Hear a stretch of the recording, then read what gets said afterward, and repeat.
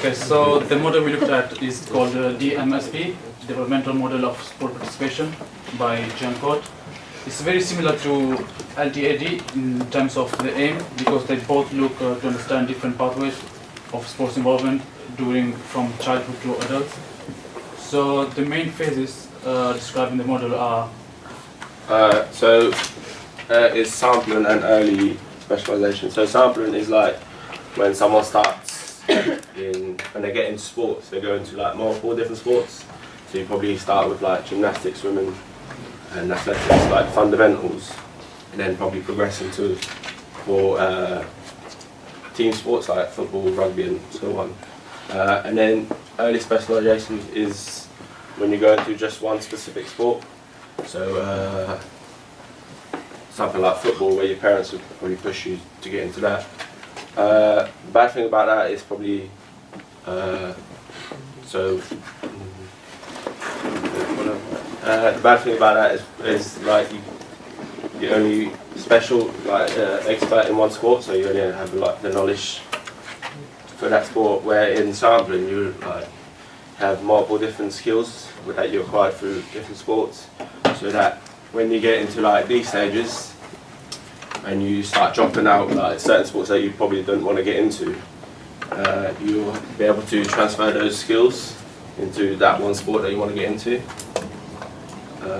So when you talk about like Zlatan last week, him having the ability to do that kick through his taekwondo, whatever it was, that is because he obviously went through different sports as he was younger. That's it. Yeah, so sampling stages and early specialisation, they kind of they differ. Whereas in sampling stage you have a lot of deliberate play, and early specialisation you have a lot of deliberate practice. It's very rarely that you go straight into early specialisation, because you sample mostly through school, and then your parents also put you through different sports. As you go through, you start to specialise. In specialisation years, you start to narrow it down to one or two sports, and then investment years start to put more deliberate practice into it. Authors found that effective learning occurs through deliberate practice, so they tend to not think it's enjoyable or but it's designed to specifically improve performance. Whereas in the later years, Cote introduced deliberate play, which is really more intrinsically motivating, maximises enjoyment, and it's quite informal, so it's modified rules and it's pretty much playing with your mates. Whereas deliberate practice is more looking on certain skills, and the coaches try and promote that. Also, actually, I don't know. That's it.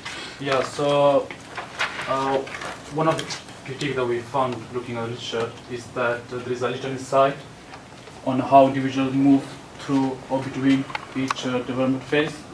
So as we don't know the reason the individual might drop out or fall into the recreation activities, or how they go through each phase.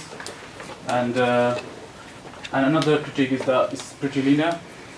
So again, it doesn't explain how these phases, individuals move through these phases. So yeah. Thank you very much.